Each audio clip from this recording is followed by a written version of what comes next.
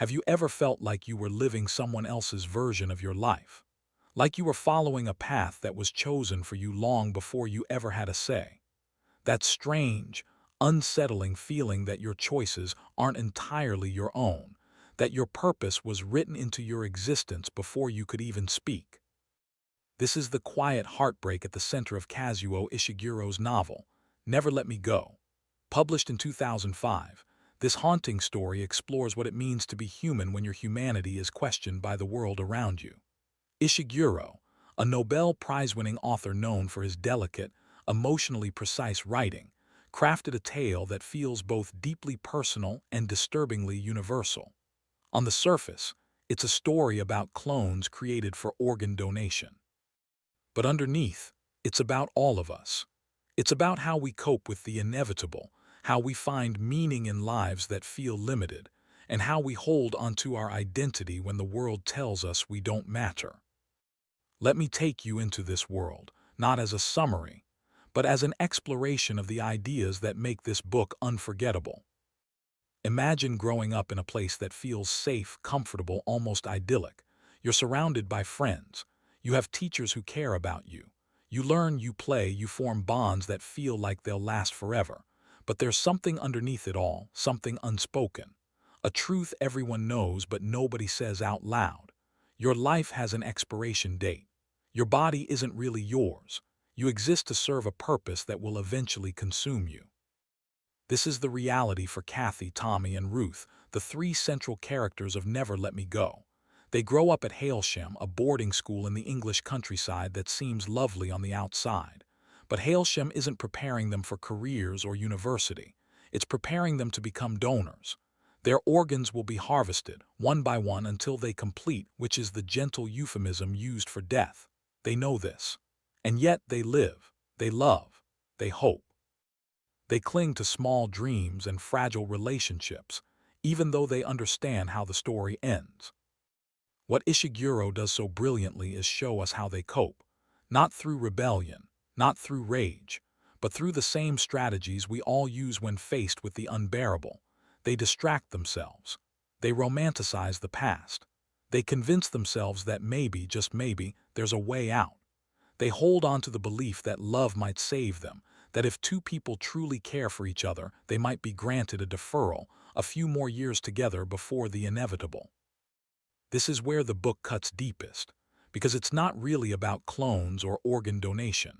It's about how we all live in the shadow of our own mortality. We all know our time is limited. We all face systems and circumstances we didn't choose.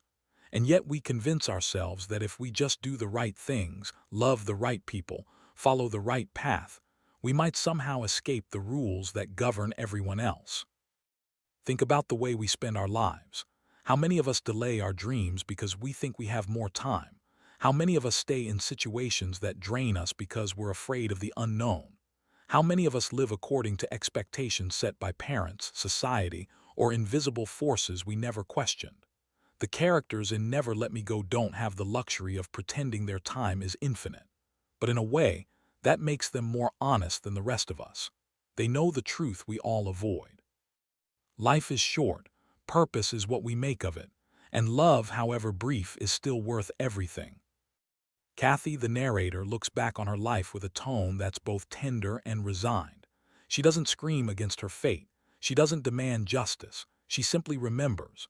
She holds on to the small moments, the friendships, the misunderstandings, the art they created at school. At Hailsham, the students were encouraged to make art, to paint and draw and express themselves. They were told their art was important, that it would be kept in a special gallery. Later, they learned the truth. The art was never about preserving their creativity. It was evidence, proof that they had souls, that they were capable of feeling and thinking and creating, even if the world saw them as spare parts. This idea that we must constantly prove our worth, our humanity, our right to be treated with dignity, is something so many people understand intimately. How many of us have felt we had to work twice as hard to be seen as half as valuable? How many have felt reduced to what we can provide, rather than who we are? The students at Hailsham were born into a system that valued them only for their utility, and they internalized that. They never truly fought back because they believed, deep down, that this was what they were for. But here's the devastating beauty of the book. Even within that system, they found meaning. They formed friendships that mattered. They fell in love. They experienced jealousy, hope, regret, and joy. Tommy, the boy who was teased for his temper and lack of artistic talent, eventually realizes that his worth was never tied to what he could produce. Ruth, the complicated friend who sometimes manipulates and deceives, does so out of fear and longing, wanting to matter, wanting to be chosen.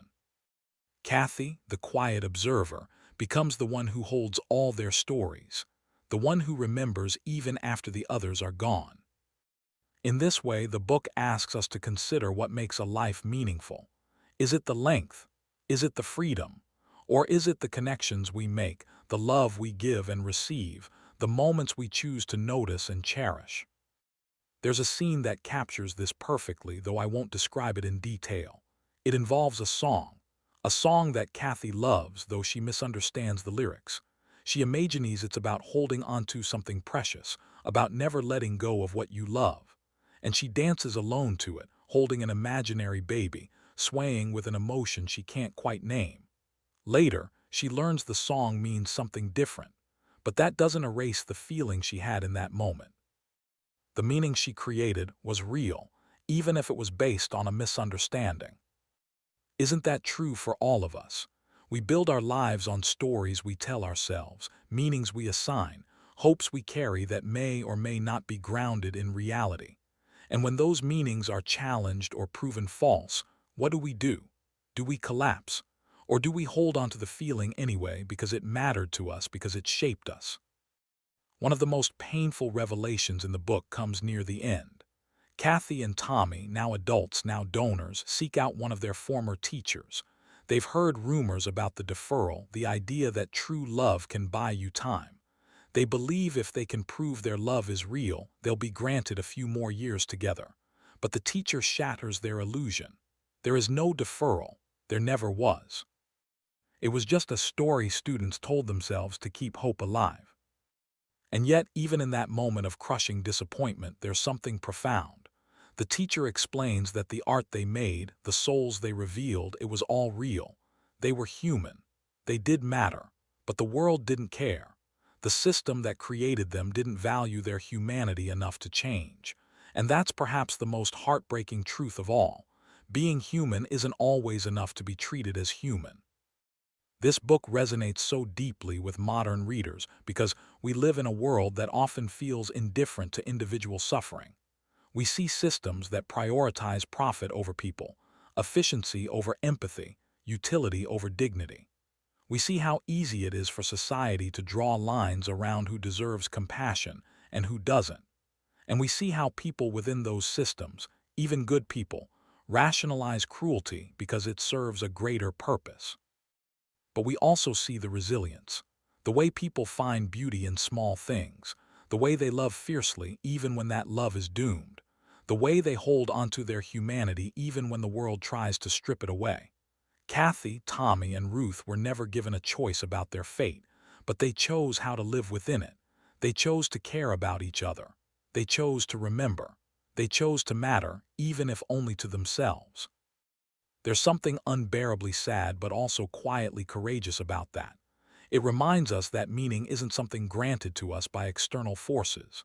It's something we create, moment by moment, through the relationships we nurture, the kindness we offer, the memories we carry. Even in the face of death, even when the world is unjust, we can still choose to live with intention. We can still choose to never let go of what makes us human. So what does this story ask of us? It asks us to notice, to pay attention to the people around us, to question the systems we participate in, to resist the urge to dehumanize those who are different or less powerful. It asks us to live more fully, more consciously, because time is always running out for all of us. It asks us to hold on to the things that matter, the connections, the love, the small moments of beauty, even when everything feels futile. And maybe, most importantly, it asks us to see ourselves in Kathy, Tommy, and Ruth, to recognize that we, too, are navigating lives shaped by forces beyond our control. We, too, are searching for meaning in a world that can feel indifferent. We, too, are trying to matter, to be seen, to be remembered. Never Let Me Go is not a book that offers easy answers or uplifting resolutions. It's a book that sits with discomfort, that lingers in sadness, that acknowledges the unfairness of existence. But it does so with such grace, such tenderness, such profound empathy for the human condition that it becomes something more than tragic. It becomes a meditation on what it means to be alive, to be vulnerable, to be mortal, to love anyway. As you move through your own life, perhaps this story will stay with you. Perhaps you'll think of Kathy looking out over the fields, remembering her friends, holding on to the past because it's all she has left. Perhaps you'll think of Tommy, finally allowing himself to feel the anger and grief he suppressed for so long. Perhaps you'll think of Ruth, trying desperately to connect, to be forgiven, to leave something good behind. And perhaps you'll ask yourself, what am I holding on to? What am I letting go? What will I be remembered for? How am I choosing to live in the time I have? These are not easy questions, but they're the ones worth asking, because in the end, the length of our lives matters less than the depth. And the depth comes from being present, being honest, being willing to feel everything, the joy and the sorrow, the love and the loss, knowing that all of it, every single moment, is what makes us human. If this story resonated with you, consider subscribing to Classic Books Explained for more timeless ideas that help us understand ourselves and the world a little better.